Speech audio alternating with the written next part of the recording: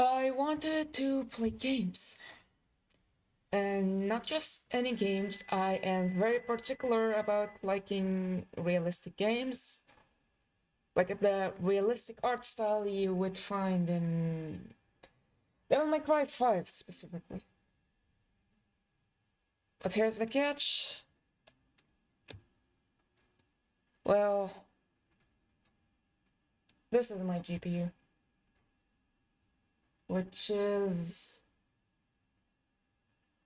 too much of a stretch to call it a GPU. It's basically the integrated GPU, which is doesn't even have VRAM. For anyone who games it, you probably know that I'm dreaming, or what they call delusional. But hey, I still like what I like, and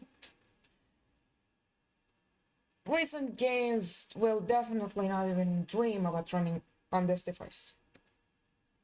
I got fed up and decided I wanted to create something, some technology, anything that can run cool games on my hardware, because no one in the world is gonna donate whatever hardware it is for me to play it, and my health in general does not help me work to get that shit alongside many other things. Anyways, long story short, where is it? I actually did it. At least to some extent. This is just a proof of concept. And to explain what I did, this is a lighting model. I don't know if I think my computer is lagging right now. I hope it works. But this in the middle is my work, and let me show you how it looks like.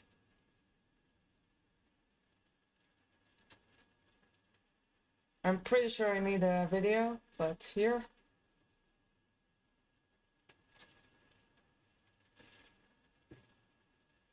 This is the one that you usually find in other games in the same...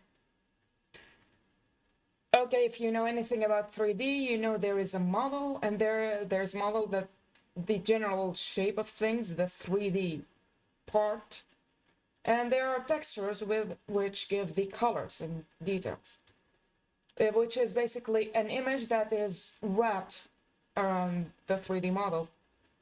Imagine like it's if you're doing some sort of paper crafts, you fold the paper and you get the 3D shape. It's kind of similar. You imagine you printed the image on and you folded that paper. That's literally what a 3D model is. You just have a lot more to fold and connect as you please, because digital stuff give you more control. So basically, this and this and this all are using the same model and the same texture, and this is actually a PlayStation 3 model. And it's exactly the same, you see? Exact same model in all three. Okay. But mine, at least in my eyes, looks more realistic with the same amount of data, per se. And it boils down to the way graphics. When graphics, we did not have textures at all, just had the 3D models. And the simplest form of a 3D model to show, or basically any 2D object, triangle. A triangle is just, I'm gonna need a software, but well, a triangle is the simplest 2D shape. It only has 3 edges. 2 edges is basically, you can't really have 2 edges, it's just a line. 3 edges is the smallest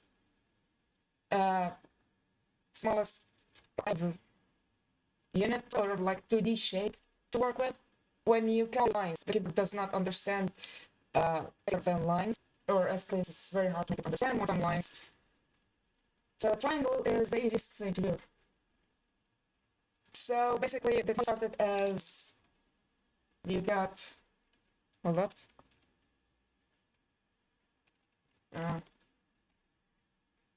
Nope, it's, I think shift, nope, okay, anyways, yeah, so the computer started as, I think I'm lagging as hell. This is a triangle, and then from here, yeah, another triangle, and you connect them, you get a quad, and this would be unfolded on, give me a moment.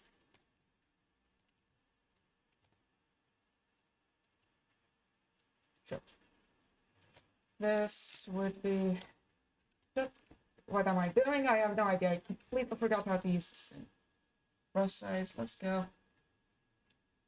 I think it's a lag. Yeah, it's a lag. And this would be unfolded on some image. Oh, would be unfolded on a texture.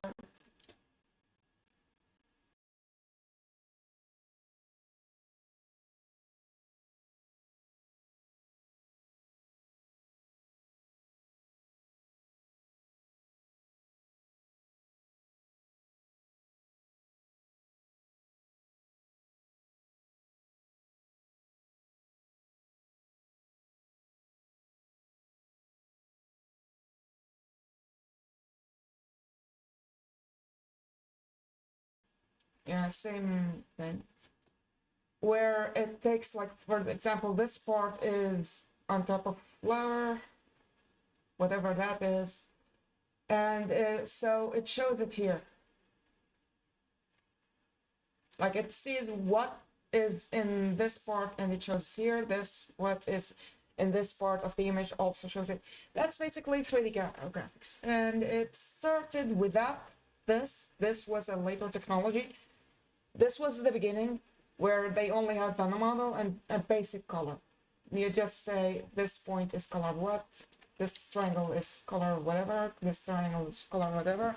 Then we got this. Then we realized we could use the images as like a way to control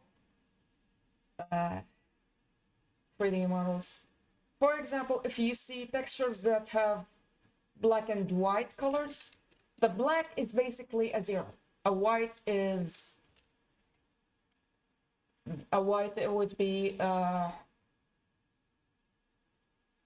100, and the grayscale, the whatever is between the black and white is how dark or how bright, or how much is it from 0 to 100. So, for example, we can say this part of the model, I don't want it to be very reflective. It's not a metal. Metal is not reflective. Wait, hold on. Metal would be reflective. This object is not metal. It does not reflect as much light. So if you paint the pixels here black, it means do not reflect light here. That's one example, and you would see it as smooth. The problem with this, it's all built on these triangles. So what gets calculated first is triangles. You calculate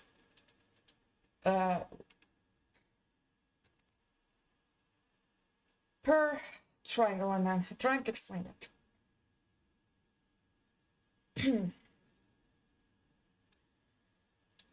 Okay, so let's switch a little bit to this. Maybe it will explain it. You see these triangles? That's what I'm talking about. Each of these is very straight. I'm not sure if I can zoom in without it cutting off. But if you notice, the lines themselves are straight. You cannot have a curved line here. However, these are what makes the 3D model. And when you calculate the light, the shadows, whatever, it's usually per triangle, not per pixel on triangle, but like per this entire part would be in one color. Let me see if I can show it. This entire part will be colored, not, for example, where's the brush? Not something like all the detail you would find here. It would only be like this. And this, maybe I need another layer to explain this. Explaining it visually is better. Oof. Okay. So when you add this here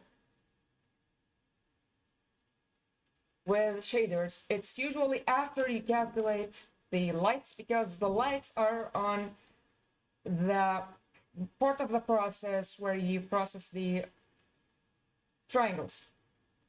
You calculate the light, then you pass it forward, and whatever happens here is actually gonna be an edit. Like usually it's multiply. Where is it? Where? Like this. So if you zoom out, it looks like the main color is the color of the triangle, and this is like kind of a stain on it. Does not look like a 3D part of it. It's not forward, backwards. It's just someone stained this here. Now the grayscale stuff, that the values between 1 and 0, do help making a little variation, but at the core, you're not moving this in 3D space. See? If I move it, I hope it's capturing it. If I move this, it still feels like you're moving it on paper. It does not feel like... Let's see if I can simulate it. Hold on. It would not feel like if you do this. Hold on. Maybe bigger will show it better. You see? Now, this... Well, I guess I need a better example, but I think this would explain it better. It would not feel like this is actually moving from its place, and it does not feel three-dimensional. You need to shift the actual location of the pixels in space, or at least consider that location. So what I did here, and this is, by the way, not from the perspective of a graphics programmer, this is more from the perspective of a painter, artist. What I did here is that I shifted the pixel itself by something called the normal map, which is a texture, but instead of black and white is yes or no, or 0 or 1. It's how much it's far from the surface. And this is, normal maps are usually, let me see if I can show you. Normal maps are not my invention, they are... They are something already used, but usually they just... It suffers from this problem because I'm not sure how they approach it, but instead of shifting the pixels or accounting for the depth, they're just adding it. Anyways, I tried shifting, or like considering it as a depth, and this is how it turned out. Now this is one of the 3 things I did, I think. But if I zoom in, you can see the edges here. I am actually using the exact same model, I'm just accounting for the depth in the texture itself. However, when this, I needed my own light, which is just a 3D object, like some 3D coordinates that I used. Hold up, I need to move this outside. Okay, this is my own light, if I separate it from the Godot light. This is the Godot light in Godot, and this is mine. It's just a 3D location I'm giving to the shader, telling it that the light is here. That's all I'm doing. But I tried using the default light in Godot and just modifying it. I ended up with this, which is kind of better than this. But it's still very smooth compared to mine, if you can notice.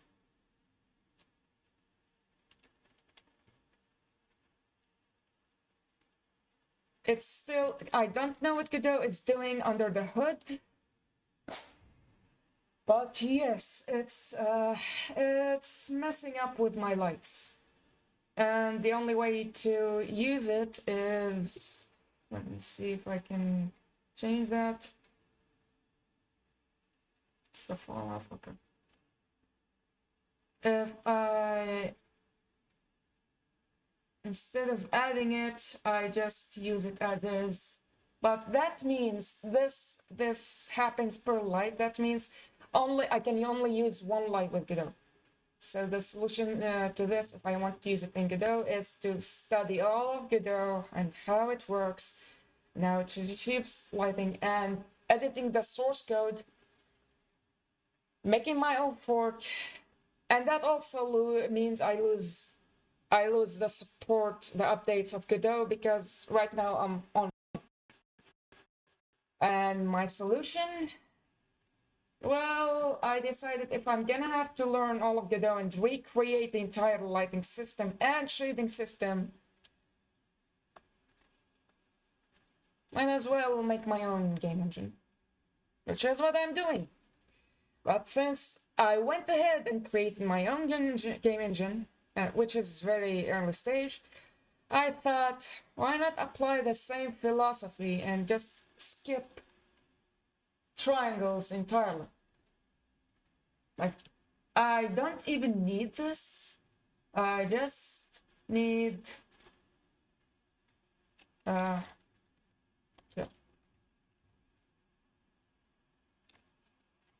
I just need the points.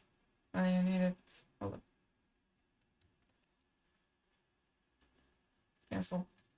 Okay. I just need the points. Why is this not? This is one. Okay, never mind. I just need the points, the 3D points of it. I do not need the actual triangle. And I would find, where is this? Sorry. I would find where is this in the 3D space, and I would just shift it. Like, I would find where the texture is from these, not triangles. I can just use quads. It's kind of easier. Where is it from each 4 points, for example? It would be in the middle bottom. And how far is it from the normal map? The whole 0 to 100 can be a depth. Like, is it for 0 millimeters or 100 millimeters? It can be saved on a texture. So basically, I can get the same texture, how far is each pixel, and I can just multiply it, and it would be 3D in space. From the texture directly, it won't need the triangles, because I'm not making triangles and then just printing pixels on them. And I'm not sure why this hasn't been used. So far, I haven't crashed into deal-breaking problems that make it sound like it's not possible. So far, it seems very possible. I'm not really creating any new math or stuff. I'm just combining what exists. But if I had to guess, I would say, since the technology stacks, basically who made something first, and it works, so others just build on top of it. And creating a game engine is a huge task. No one really thought about recreating the core parts of it, because usually that implies recreating the entire engine. I would guess that's why. But generally speaking, I am skipping a few operations with what I'm doing, because I explained the shading part of it, but since I said that I'm creating a game engine and I'm trying something else, since I'm going for an engine. Yeah, the first part is taking the places of these and just finding the 3D location of the pixel. Now the catch here, I keep the 3D position of each vertex. So this is another uh oh. So the way graphics work right now, you have a 3D model, yeah, whatever that model is. Anyways, let's say this. You don't keep the 3D location per pixel like I'm doing. You usually kind of project it on the screen, which means it becomes 2D.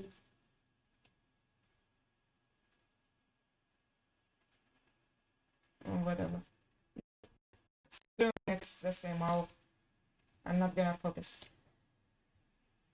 This it projects it on screen, which means you lose the 3D location, or it's not as easy to infer the 3D position of it, because right now it's compressed here. You can forward the 3D position, which usually happens, but it's, in my experience, a little too hard to do, because you can't go outside the bounds of the... We're back to this problem. You can't shift the pixels after you print the triangles. You can only change their color. So having the 3D location here does not mean you can change the base. You can't change what's already there. Meanwhile, in my version,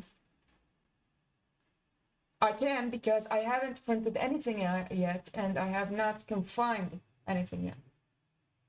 So yeah, I can just move this as I please. Like, I can put it here even if the triangles are here. I'm not printing and I'm not confined to triangles.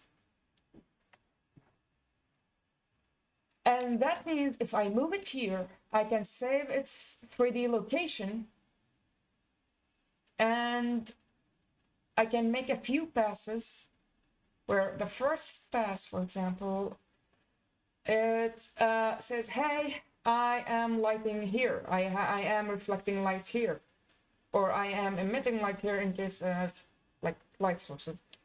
The next pass, I would have a list of all the 3D pixels that are lit, which is very light. It's like one texture, because I'm just grabbing the screen. So the max number of pixels that are reflecting light usually would be around the same number of pixels on screen.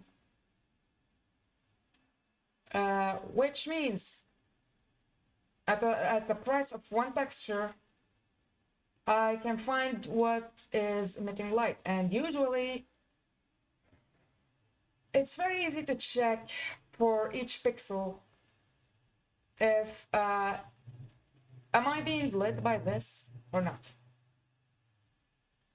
Am I being lit by this or not? It's called dot product. Like, for example, if this pixel is pointing at here and the other one is pointing here, you kind of project a perpendicular line like this. It would be this So if this is like 10% of this length, it means it's not facing it a lot. If it's across all of it, it means it's kind of parallel. If it's like that. So basically, from how much this is small, you can know how much this is looking at it. And for a light, it means how intense the light is affecting it. Now, having them in a list here means I can just go over one texture per pixel, and that might be too much. I have ways to make it lighter.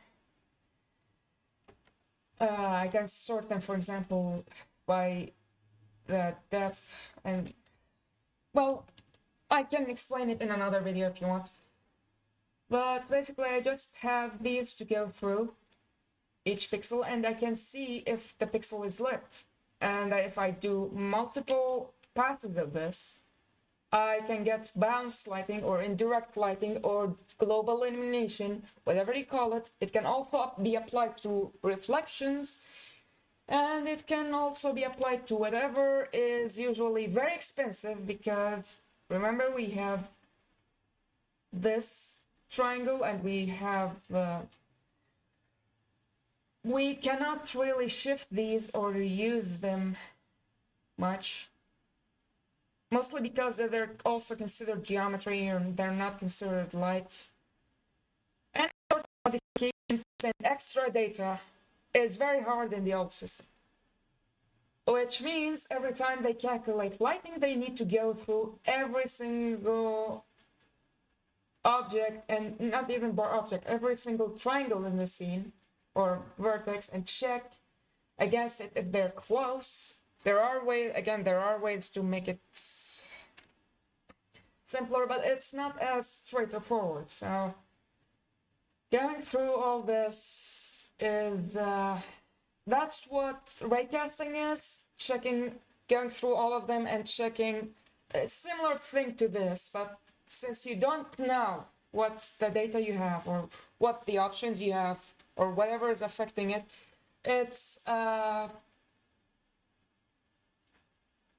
you gotta go over all the data every single frame, and that's why it's expensive. That's why raycasting is expensive, and that's the part I'm trying to cut off, because I am not very oblivious to the data. I have control over it and over what I send to each frame or to each pass.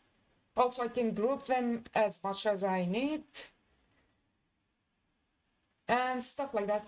Basically, I have control. I am free. And this is the basic idea. I told you I'm early in the engine development, but right now I'm doing software rendering, which is not on the GPU, not on the graphics card yet. It's on the CPU, the processor. It's much easier to troubleshoot and find bugs and solve it on the CPU. I'm gonna be moving it to the GPU later.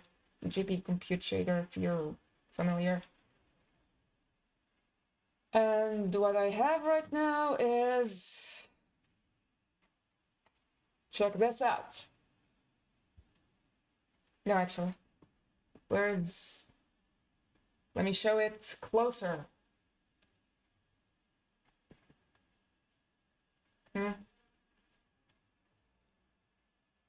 Loading screen. Come on, it's just an image. Anyways. Yep. These are the actual vertices, the points I was talking about, because it's not really like I'm not using low pixel resolution. I'm actually rendering each vertices, and this model does not have many. That's the idea. Because do you see this one, for example, is very large. These are very small. It's based on how many, like the density of the, like how much space is in between each vertex and the other, or point and the other. Which is to say, the first stage of my render system is actually done. I've been at this thing for like maybe 2 months, and I'm not used to low-level programming. I'm learning as I go. I had to fight with C++ and getting it working.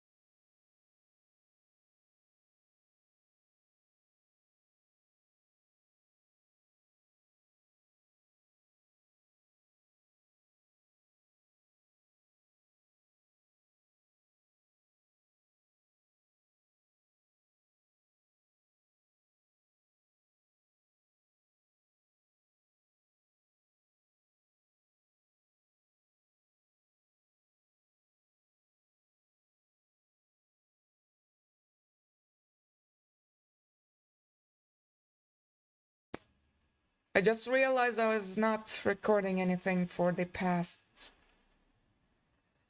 I don't know how much.